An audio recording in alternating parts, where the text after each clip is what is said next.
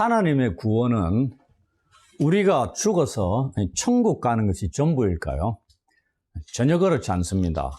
하나님의 구원의 폭을 너무 좁게 생각하면서 살아가고 있는 것은 아닌지 이 시간에 점검해 보았으면 합니다.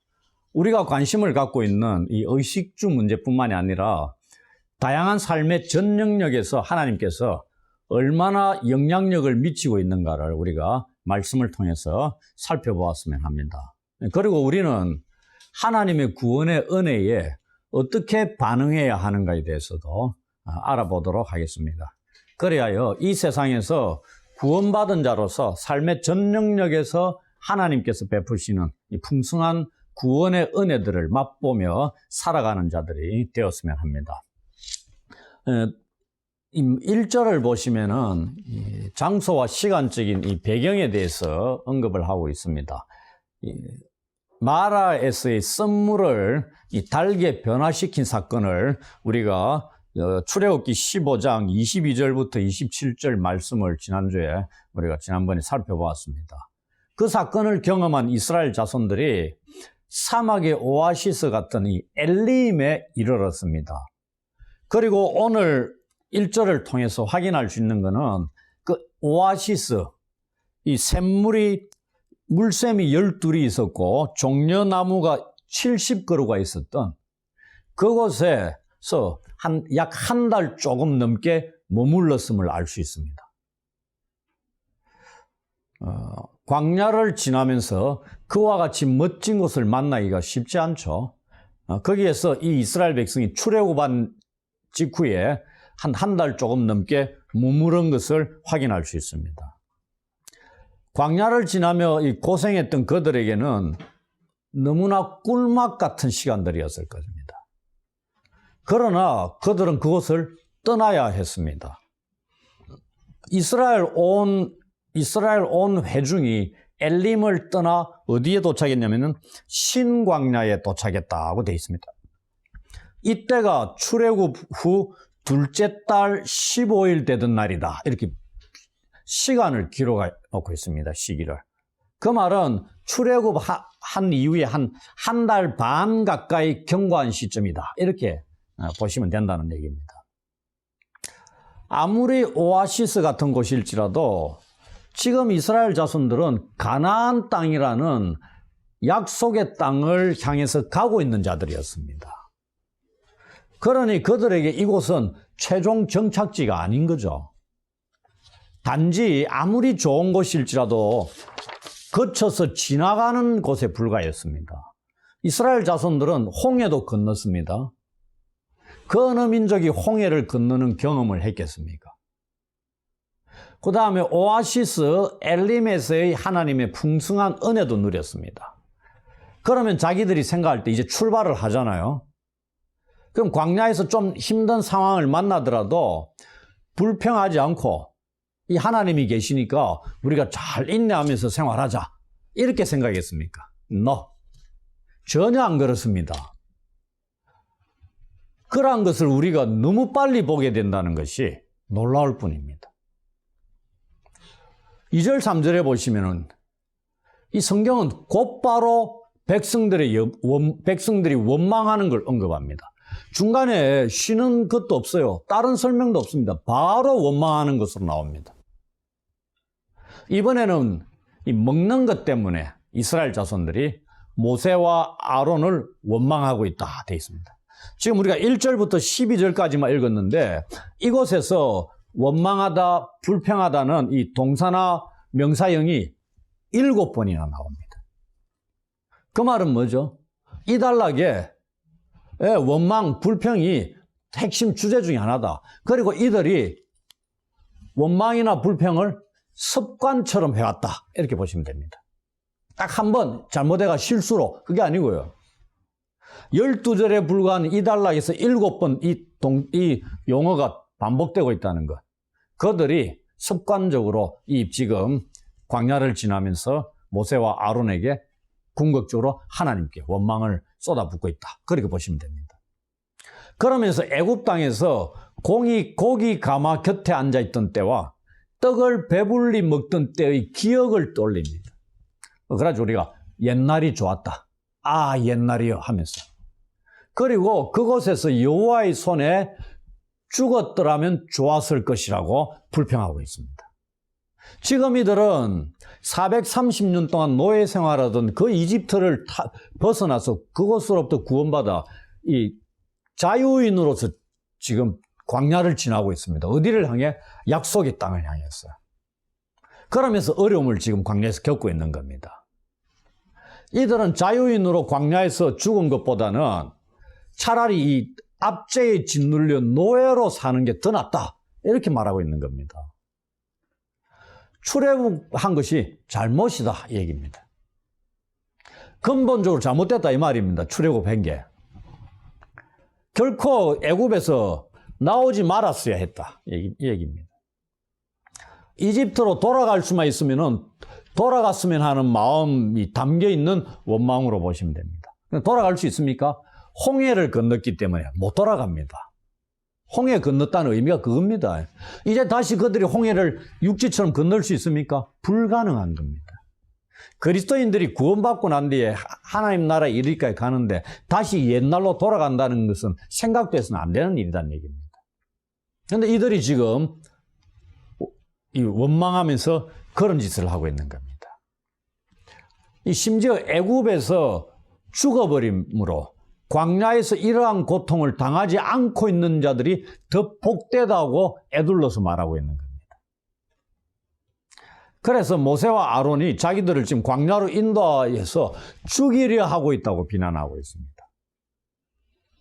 정말로 어리석은 모습이 아닐 수 없습니다. 이러한 행위, 이 원망의 타겟이 궁극적으로 어디로 향하냐면은 출애굽을 통해서 자신들을 구원해 주신 하나님의 구원 행위를 원망하는 겁니다. 그 타겟이, 궁극적인 타겟이 하나님을 향하는 겁니다. 하나님이 눈에 안 보이니까 눈에 보이는 모세와 아론을, 지도자들을 원망하는 겁니다. 지도자들 누가 세웠어요? 누가 이집트로 보냈습니까? 여호와 하나님이 보내셨잖아요. 하나님께서 이 둘을 안 보냈다면 우리가 지금까지 이집트에서 노예로 살지만은 고기 가마 곁에 있고 빵을 배불리 먹었을 것이다. 그렇게 생각하는 겁니다. 지금 광야를 지나고 보니까 옛날이 좋았다 생각하는 겁니다. 그 다음 이 4절부터 12절까지 보시면 이 단락은 이스라엘 자손들이 식량으로 인해서 위기에 닥칩니다. 그로 인해서 먹는 것 때문에 위기가 어디로 이어지냐면은 신앙의 위기로 이어집니다. 늘 그렇습니다. 그리스도인들도. 그들은 일상적인 삶 속에 함께 하시는 하나님을 깨닫지 못하고 있습니다. 그리고 특별한 방식으로 일하시는 하나님도 기대하지도 못하고 믿지도 못하고 있습니다. 직전에 뭘 봤다고요? 홍해를 건너는 걸 봤습니다. 그 직전에는 뭘 봤어요? 그 당대 세계 최강인 이 이집트를 10가지 재앙을 통해서 초토화시키면서 굴복시키는 걸 그들이 직접 보았잖아요. 이거는 그 어디에서도 경험할 수 없는 놀라운 큰일이라는 얘기입니다. 그걸 경험하고도 이렇게 반복된 거. 이거 아까 그랬죠? 불평, 원망 이런 것이 습관화되어 있다. 얼마나 깨트려지고 깨어지고 이런 게 다듬어져야만이 하나님 백성으로 되겠습니까? 그걸 지금 이제 12절까지 보여줍니다. 그러면서 바로 이어서 4절, 5절에 하나님께서 어떻게 반응하셨는가 나옵니다. 이스라엘 자손들의 원망을 모세와 아론을 향해서 원망을 퍼부었다 그랬죠. 그런데 그 원망을 하나님께서 들으셨다고 되어 있습니다. 7, 8, 9, 12절 등등에 보시면. 그런데 하나님은 전혀 진노하지 않습니다. 오히려 그들에게 하늘에서 양식을 비같이 내려주실 것이라고 약속하고 있습니다. 어떻게 보면 초창기라고 보시면 됩니다. 그렇죠? 이제 출애굽한 지 몇 달 됐다고요? 한 달, 보름, 이 정도밖에 안 지났습니다. 뭘 알겠습니까? 그죠? 하나님 염두에 두고 계실 수도 있습니다. 6째 날에는 또한 그 양식을 갑절을 거두게 하셔서 안식일을 준비하게 하시는, 여기서 안식일이 등장합니다. 안식일 제도는 그 10계명에 출애굽기 20장 가서 돌판에 새겨가 주시기 전에 이 지금 말씀을 하고 있습니다. 하나님께서 이스라엘 자손들에게 하늘 양식을 제공하시는 목적이 있습니다. 한 가지. 그것은 그들이 하나님의 말씀, 율법이라 그러죠. 말씀을 지키는지 안 지키는지를 테스트하기 위함이다. 이렇게 되어 있습니다. 시험하시겠다 이 말입니다. 통과하기를 원하는 거죠. 6절부터 10절에는 이 이스라엘 자손의 원망에 대해서 모세와 아론이 또 어떻게 반응하는가를 기록하고 있습니다. 모세와 아론이 다시 하나님께서 이스라엘 자손에게 하늘에서 양식을 주시는 목적이 무엇인가를 백성들에게 알려줍니다. 모세와 아론이 이스라엘 백성들을 인도하지만 자기 멋대로 자기 생각대로 말하고 인도하는 게 전혀 아니죠. 하나님의 인도하심에 순종하고 주시는 말씀에 그대로 전달하면서 인도하는 겁니다. 자기들 생각대로 오늘 여기로 가자, 오늘은 쉬어라 이게 아니고요. 불기둥, 구름기둥 해가지고 구름기둥이 머물면은 자기들도 머물고 이동하면은 이동하고 다 하나님께서 컨트롤 하시는 겁니다. 거기에 모세와 아론이 순종하면서 따르는 겁니다. 인도하는 거. 왜? 눈에 보이는 지도자들이잖아요. 그 얘기입니다. 그것은 이스라엘 백성들이 여호와께서 자신들을 이 애굽 땅에서 인도하여 내셨음을 알게 하기 위함입니다. 그 양식을 주시는 목적이 홍해를 건너게 하신 그분이 너희를 애굽 땅에서 인도하여 내신 분이다. 그분이 하늘에서 양식을 지금 주실 것이다. 이렇게 얘기하고 있는 겁니다. 그리고 광야에서 구름 속에 나타난 여호와의 영광이 10절에 나타납니다. 이게 뭐죠? 구름은 하나님의 임재를 상징하는 용어들입니다. 이스라엘의 원망이 누구를 향하고 있다는 것? 들으시는 자기들을 구원해내신 하나님을 향하고 있다는 것. 이런 걸 통해서 눈으로 보여주고 있는 겁니다. 말 조심하라 이 말입니다. 그리고 신뢰하라 이거죠.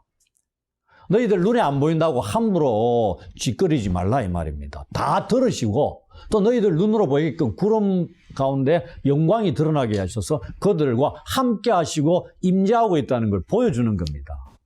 이렇게 친절하게 하나님께서 이스라엘 백성들에게 알려주고 인도하고 계시는 걸 하나씩 세밀하게 가르쳐주고 있는 겁니다. 이스라엘 자손들은 구원하신 하나님께서 그들이 광야 생활하면서 생존에 필요한 양식을 제공하시는 분입니다. 구원만 하고 알아서 살아라고 내팽개치시는 분이 아니다 이 말입니다. 애굽에서 구원만 하시고 광야로 이끌어가 그들 말대로 광야에서 굶어 죽게끔 만드시는 분이 아니다는 얘기죠. 이걸 깨달아라는 얘기입니다. 인도하신 하나님께서 너희들이 먹고 마시고 입는 것들 다 책임주신다. 그래서 그걸 통해서 뭐다? 만나와 메추라기를 통해서 깨달아야 한다 이 얘기입니다. 하나님의 구원의 은혜가 미치는 폭이 단순히 먹고 마시는 데 있는 것이 아니다 이 말입니다. 그리고 그들이 가나안 땅에 이르기까지 광야 얼마 걸릴지 모르지만 그 광야 생활 중에서 일상생활의 삶 전체에 하나님의 구원이 미친다 이 말입니다. 은혜가. 이것을 우리는 만나와 메추라기 공급 사건을 통해서 그냥 확인하는 겁니다. 하나님의 은혜가 물질적이고 일상적인 것들을 통해서도 자기 백성들을 세밀하게 돌보시는 분이라는 걸 우리는 기억해야 된다는 얘기입니다. 그럼 11절 12절에 모세에게 여호와께서 말씀하십니다. 직접 모세에게 나타나셔서 말씀하시죠. 그래서 여호와께서 하나님께서 모세하고는 대면해서 말씀을 나누셨다 돼 있습니다. 이스라엘 백성들은 그럼 죽는다 이 말입니다. 하나님께서 이스라엘 백성들의 이 원망하는 소리를 다 들으셨습니다. 그리고 모세에게 그들을 위한 메시지를 모세를 통해서 주십니다. 그러면서 원망하는 이스라엘을 벌 주시기보다도 그들에게 하나님이 어떠한 분인가를 알려주시는 계기로 삼고 있다 말입니다. 그들이 해질 때에는 어떻게 고기를 먹고 아침에는 빵으로 배부르게 될 것이다 이 말씀을 주십니다. 이를 통해서 이스라엘 자손들은 그들에게 그렇게 먹이시는 분이 여호와 하나님이신 줄 경험적으로 알게 하는 겁니다. 말로만이 아니고. 이것은 그들이 이미 출애굽 당시에 10가지 재앙을 통해서 경험을 했습니다. 그런데도 불평하고 원망했잖아요. 그 다음에 홍해를 건너는 경험을 통해서도 여호와 하나님을 직접적으로 경험했습니다. 그래도 원망하고 있습니다. 또다시 만나와 메추라기를 통해서 하나님을 경험케 하는 겁니다. 이 하나님이 너희를 구원하신 분이다. 그런 겁니다. 13절부터 18절에 걸쳐서 하나님께서 직접적으로 만나와 메추라기를 공급하신다는 그것을 말씀하시고 성취하시고 그들에게 제공하시는 것을 기록하고 있습니다. 이 모세를 통해서 전해 들었겠죠? 전해 들은 그날 저녁에 무슨 일이 일어났겠습니까? 하나님 말씀대로 메추라기가 와서 진에 덮였다 되어 있습니다. 이 13절에 메추라기 얘기가 나오는데 여러분들 본문이 1절부터 16장 1절부터 30절까지입니다. 다 읽지는 않았지만 이 30절에 걸쳐서 메추라기 기록은 13절에 딱 한 줄 끝. 거의 없습니다. 그 다음 전부 다 무슨 얘기요? 만나 이야기입니다. 그 말은 우리가 알고 있는 만나와 메추라기라 얘기하지만 궁극적으로 하나만 얘기하면은 만나 사건이라고 보시면 됩니다. 신약의 예수님이 메추라기 얘기보다도 만나를 가지고 말씀하십니다. 여기에는 그래서 메추라기도 40년 동안 주셨는지 모르겠어요. 어떤 데 보면 한 달간 입에서 고기 냄새가 가시지 않도록 먹이셨다 이렇게 되어 있습니다. 오늘 본문은 너무나 간단하게 기록이 되어 있습니다. 그런데 민수기 11장 31절을 보시면은 자세하게 메추라기를 어떻게 공급하셨는가 기록됩니다. 보십시오.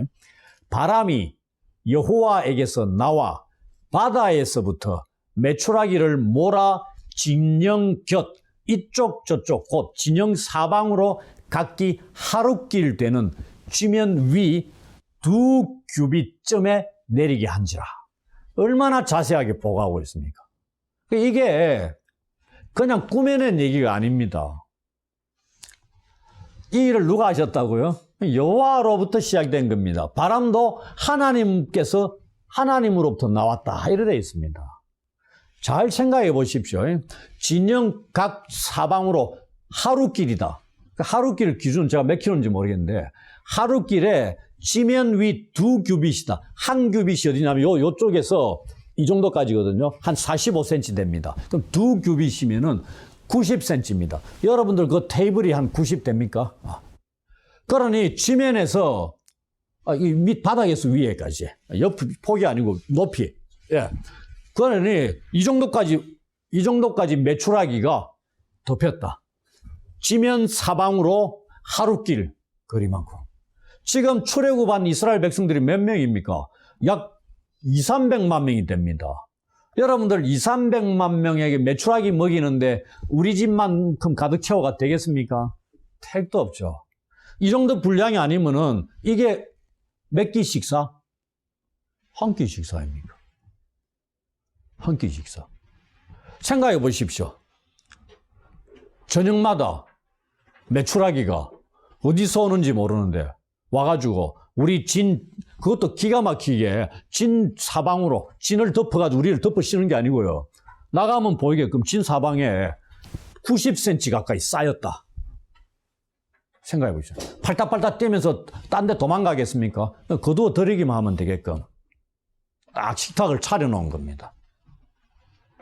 이게 일반 학자들이 자연적인 현상이다. 이래 얘기합니다. 말이 됩니까?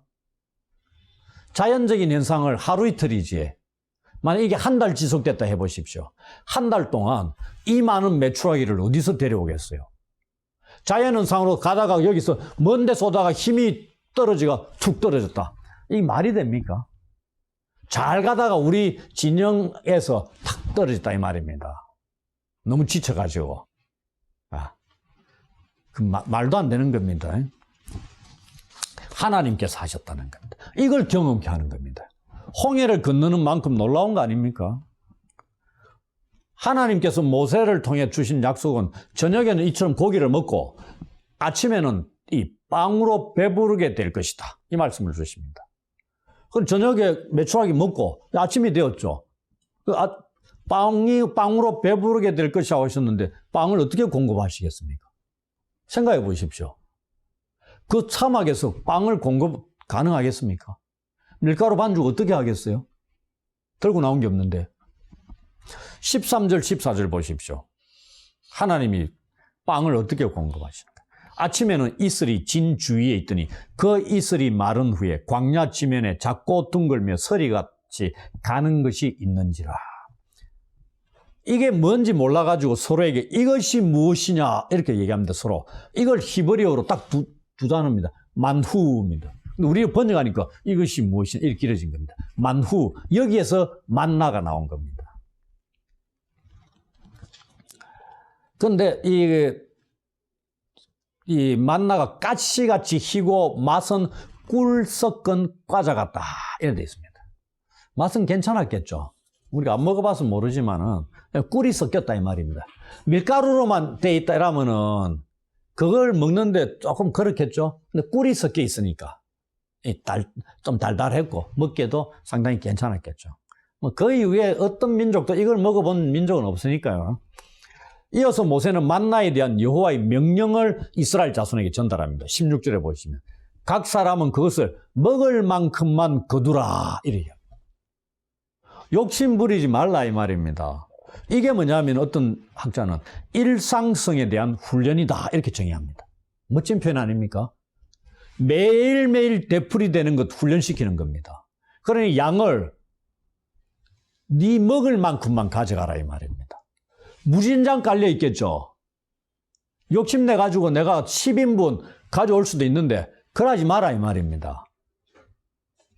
왜 그렇게 말씀하십니까? 좀 더 구체적으로 말씀드리면은 각 사람의 수대로 한 사람의 한 오멜씩 거두라 이랬습니다. 오멜이 부피 양으로 약 2와 3분의 1리터, 대충 해서 약 2리터입니다. 우리가 우유가 900ml, 큰 거는 1리터죠. 그 2배 정도 되는 양이다 보시면 됩니다. 이게 뭐다? 한 사람의 하루 식량입니다. 하루 식량. 이만큼만 거두라는 명령을 내리시는 겁니다. 뭘 여기에 담겨 있는 의미냐면 탐욕을 갖지 말아라 얘기입니다. 신약 성경에도 많이 나옵니다. 이 탐욕이 얼마나 잘못된 거. 탐욕은 우상숭배다까지 정의를 내립니다. 하나님께서 지금 구원하시고 광야를 데리고 가시잖아요. 그 다음 이거 하나님이 제공하시는 겁니다. 하나님이 주시는 선물입니다. 이것 쌓아두거나 많이 거두가 헛간에 재놓을 생각 절대 가지면 안 된다 이 말입니다. 용납할 수 없는 일이란 얘기입니다. 또 내일 먹을 양식을 위해 걱정할 필요도 없다. 왜? 내일 양식은 또 내일이면 주어진다. 내일의 태양은 내일에 떠오르듯이 내일 되면 양식이 주어지기 때문에 오늘 내일 것까지 미리 앞당겨서 염려하고 걱정하고 탐욕을 가져가지고 재어두려고 쌓아두려고 노력하지 말아라 얘기입니다. 이 말은 뭐죠? 아까 일상성의 훈련이죠. 일상성에 대한 훈련. 매일매일 주시는 하나님의 선물에 대해서 어떻게 바르게 반응할 수 있는가를 테스트한다 이 말입니다. 무엇으로? 만나를 가지고. 왜 탐욕을 갖지 말라고 하는 거죠? 내일도 주시기 때문입니다. 이것만큼 좋은 게 없습니다. 그럼 얼마나 가볍겠어요? 오늘 딱 먹고 그 다음 냉장고 필요합니까? 아무것도 필요 없습니다. 오늘 주시는 것만 오늘 딱 먹고 모든 게 다 정리가 되고 하나도 남지 않고 깨끗하게 정리된 채로 내일을 기다립니다. 저녁에 매출하기 줄이고 그럼 내일 아침에 딱 되면 또 뭐 오늘 먹을 만큼의 양식을 딱 가져오면 됩니다. 그 여기 보면은 햇빛이 쬐면 이게 딱 지면에서 다 사라졌다 되어 있습니다. 기가 막힌 거 아닙니까? 수도 없이 많던 게 햇빛이 딱 쬐니까 다 사라집니다. 그 전에 나가가 걷어오는 거죠. 하나님께서 자, 요 식당 해가지고 1분 안에 이런 분이 아니고요. 다 걷어들이고 난 뒤에 햇빛이 쬐기 전에 걷어들이고 햇빛 쐬면서 다 사라지게 없애버리는 겁니다. 남겨두지 않는다 이 말입니다. 왜? 내일 또 내려주시는데 이 얘기입니다. 이스라엘 자손이 이 모세의 명령대로 처음에 했습니다. 거둔 것이 사람마다 달랐겠죠? 근데 많기도 하고 적기도 했을 겁니다. 당연하죠. 내가 거두는 거하고 할아버지가 가서 거두는 거하고 애가 거두는 거하고 다를 수도 있죠. 그런데 오멜로 되어본 적 많이 거둔 자도 남음이 없고 적게 거둔 자도 부족함이 없이 각 사람은 먹을 만큼만 거두었더라. 고린도후서 8장 15절을 또 참고하시면 됩니다. 바울이 얘기합니다. 또 기록된 것과 같이 많이 거둔 자도 남지 아니하였고 적게 거둔 자도 모자라지 아니하였느니라. 딱 맞게끔 거둘 수 있었다. 그러니 하나님 명령을 지키면은 부족함이 없다는 얘기입니다. 부족함이 없기 때문에 탐욕을 갖지 말라고 하시는 겁니다. 그 다음 19절 21절에 보시면 주의사항이 있습니다. 딱 하나 뭐죠? 거둔 것을 아침까지 남겨두지 말라는 겁니다. 이 말은 뭡니까?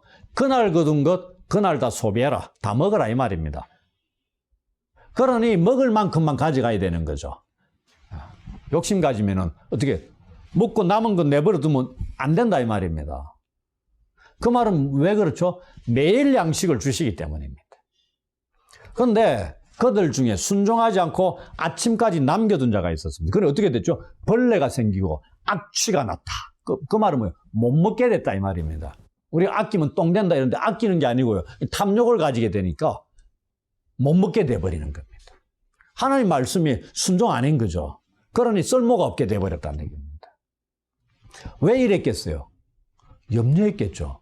내일 안 주면 어떻게 되나 이거 아닙니까? 그럼 내일은 굶는다는 얘기입니다. 그러니 오늘 걸 남겼다는 얘기는 뭐죠? 오늘 먹을 양을 적게 먹었다 이 말입니다. 얼마나 아깝겠어요. 남겼더면 썩어버렸어. 냄새가 나고 못 먹어요. 근데 아침에 되니까 또 생겨. 이게 얼마까지 지속됐다고요? 40년간. 이게 훈련입니다. 여러분들 40년간 매일 아침마다 양식이 공급된다 생각해 보십시오. 그럼 습관이 될 만 안 합니까? 그럼 가나안 땅에 들어가면 잘할 것 같습니까? 그럼 성경 보십시오. 여호수아 이후에 어떻게 그들이 변질돼 가는가. 그런 겁니다. 인간은. 그래서 내일 일을 염려하지 말라고 신약에 예수님 말씀하시죠.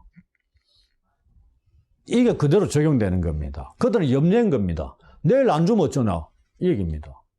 그러니까 오늘 아껴둬야 되죠. 그럼 내일 먹어야 돼. 하나님 말씀을 순종하지 않은 겁니다. 하나님의 능력을 신뢰하지 않았고 결국 그들은 사절에 있는 하나님의 시험에 실패한 겁니다. 이에 대해서 하나님이 화를 내시는 겁니다. 화를 내셨다 되어 있습니다. 21절 말씀은 하나님께서 이스라엘 자손들에게 아침마다 그날 필요한 양식을 공급해 주시는 것이 계속되고 있음을 보여주고 있습니다. 그런데 이거는 햇볕이 뜨겁게 쬐면 만나는 사라졌다고 되어 있습니다. 그 다음 22절부터 우리가 30절 마지막 보시면은 안식일에 대한 말씀이 나옵니다. 무엇과 관련해서? 만나와 관련해서.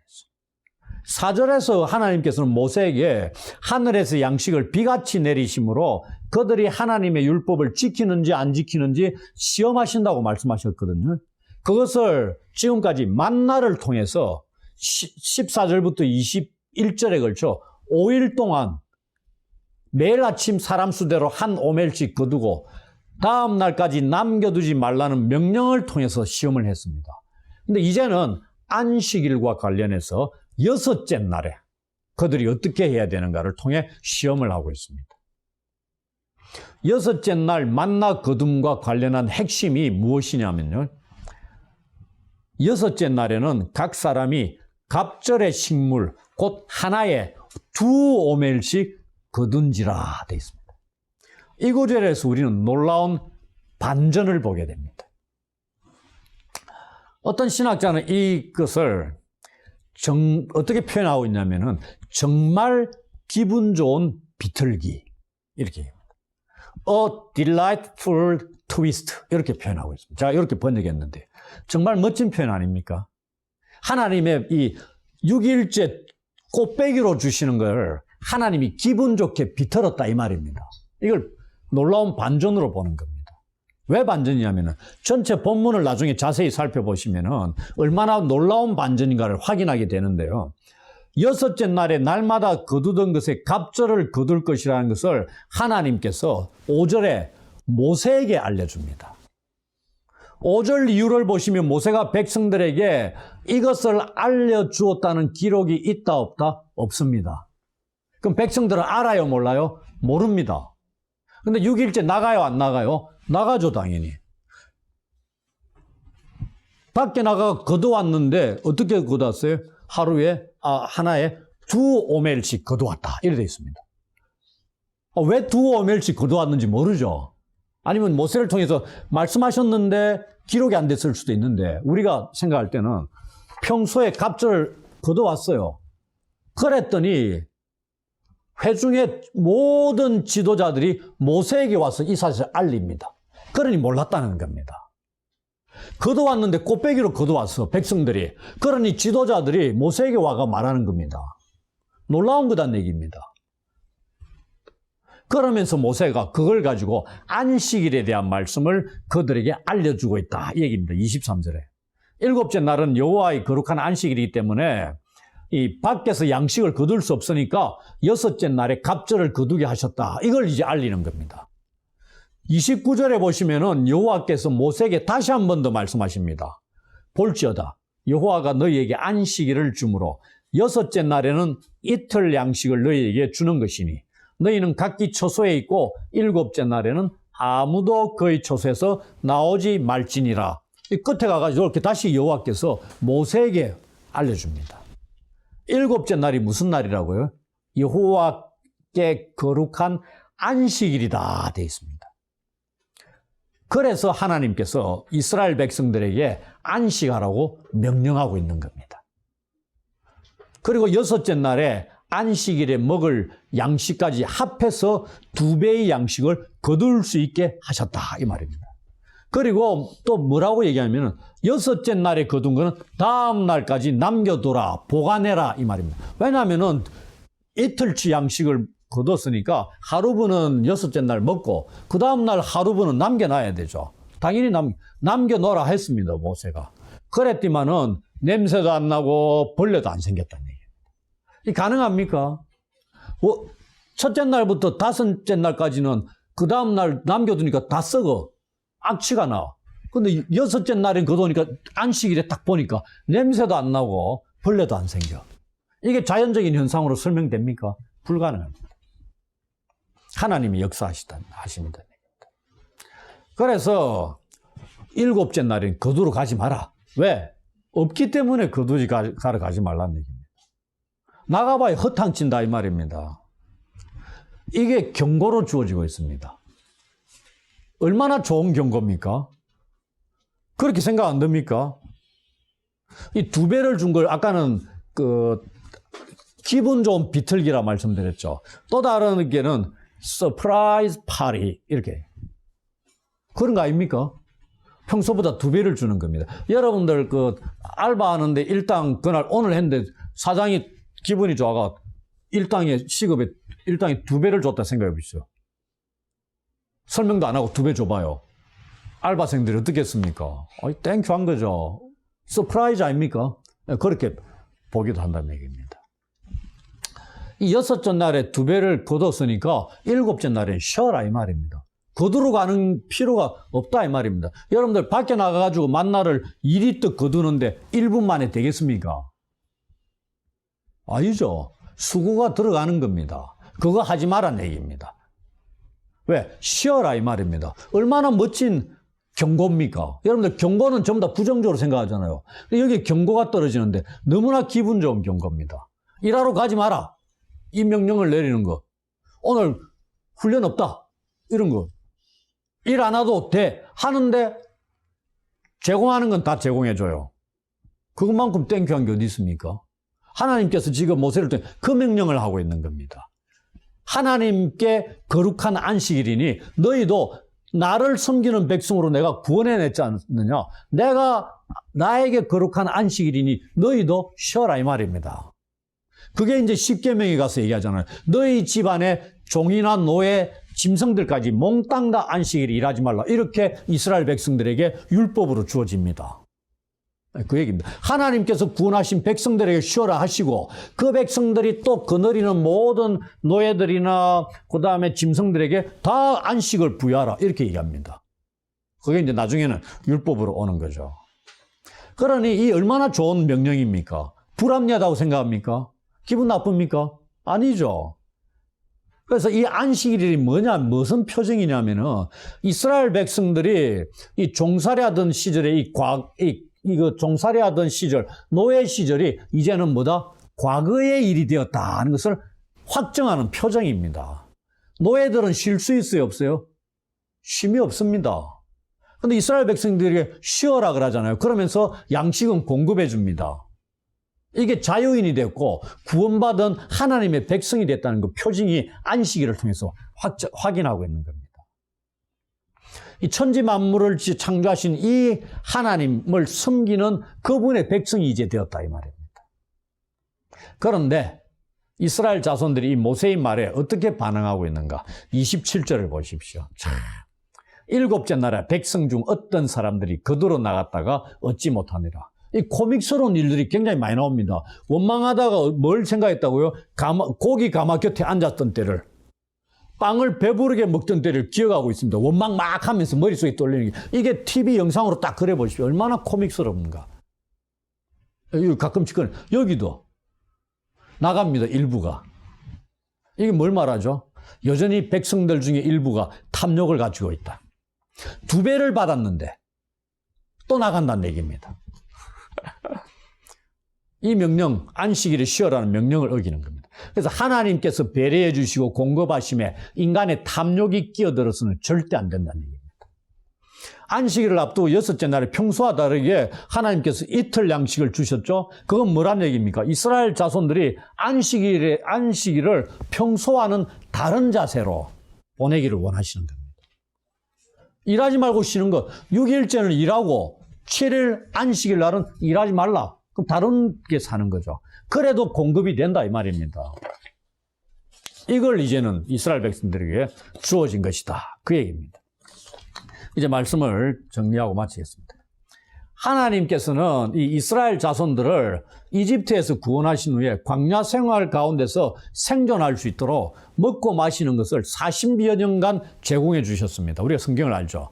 그러나 하나님께서는 이스라엘 자손들이 먹고 마시는 것에 관심을 집중하는 것을 원하지 않으셨습니다. 대신에 그들이 하나님의 말씀과 계명을 듣고 지키며 살아가기를 원한 겁니다. 이스라엘 자손들이 이 하나님과 올바른 말씀과의 언약과의 관계를 맺으며 살아가기를 원하셨다는 것입니다. 하나님과의 관계가 바르게 되면은 그들이 광야에서 살아가는데 필요한 모든 것들을 부족함 없이 하나님께서 채워주신다는 겁니다. 신명기 8장 3절 보시면 하나님께서 이스라엘 자손들에게 광야에서 이 만나를 먹이신 이유를 기록하고 있습니다. 광야에서 이스라엘이 생존하는 것은 하나님께서 하늘에서 제공하신 만나로가 아니고 그것을 제공하신 하나님의 입에서 나오는 모든 말씀으로 산다는 것을 알게 하기 위함이다. 이렇게 말씀합니다. 이것을 기억해야 됩니다. 주어지는 먹고 마시고 입는 여기에 초점을 맞추고 생활하는 게 아니다. 누가? 그리스도인들은, 하나님의 백성들은. 이거는 뭐다? 이방인들이 하는 거다. 이방인들의 라이프 스타일이다 이 말입니다. 너희들은 구원받은 하나님의 백성들이니까 다르게 살아야 된다. 라이프 스타일이 달라야 된다 이 말입니다. 이 원리가 신약 시대에도 마찬가지로 적용됩니다. 우리가 마태복음 6장 같으면 산상설교 내용 중에 예수님께서 무엇을 먹을까 염려하지 말라 이런 말씀을 하십니다. 이 문맥에서는 이 예수님께서 제자들에게 무엇을 먹을까 입을까 마실까 염려하는 대신에 하나님의 나라와 의를 구하라 이렇게 말씀하시죠. 그러면 하늘 아버지께서 먹고 마시고 입는 너희가 구하고 싶은 그러한 것들을 더하여 주실 것이다 이런 말씀합니다. 이것이 바로 하나님께서 세상에서 우리를 구원하시고 자녀 백성을 삼으신 후에 우리와 맺기를 원하시는 관계입니다. 하나님께서는 이 구원받은 그리스도인들이 이 세상에서 여전히 먹고 마시고 입는 것을 염려하며 살아가는 걸 기뻐하지 않습니다. 하나님의 구원의 폭이라는 것은 이러한 것을 뛰어넘습니다. 이거는 기본으로 이거에 대해서 관심 가질 필요가 없다는 얘기입니다. 그렇다고 무시하는 게 아니죠. 주어지지 않는 게 아닙니다. 채워주시잖아요. 그러나 이것에 머무는 것이 아니고 이것을 뛰어넘는 데까지 영향을 미치는 것입니다. 삶의 다양한 문제 해결을 뛰어넘어 구원해 주신 하나님과의 인격적인 관계를, 말씀과의 관계를 맺어가는 것에까지 확장되어야 된다는 겁니다. 그러기 위해서 늘 하나님 말씀을 듣고 지켜 행하는 일에 열심을 내야 합니다. 열매를 맺어서 영광을 돌려야 되죠. 그 중에 하나가 이스라엘 자손들에게는 안식일 문제였습니다. 오늘 우리에게는 주일 문제죠. 주일의 쉼을 누리며 하나님께 거룩하게 드리는 일에 있어서 하나님과 바른 관계를 맺어야 된다는 얘기입니다. 세상 사람들과의 똑같은 라이프 스타일로 하나님과의 관계를 맺어서는 안 된다는 거죠. 하나님께서는 주일을 주일답게 지낼 수 있도록 우리에게 필요한 것을 채워주시는 분이심을 믿어야 합니다. 또한 날마다 일용할 양식까지도 채워주시는 이 하나님을 신뢰하면서 대신에 탐욕은 버려야 합니다. 그리고 내일 일을 염려하지 않아야 합니다.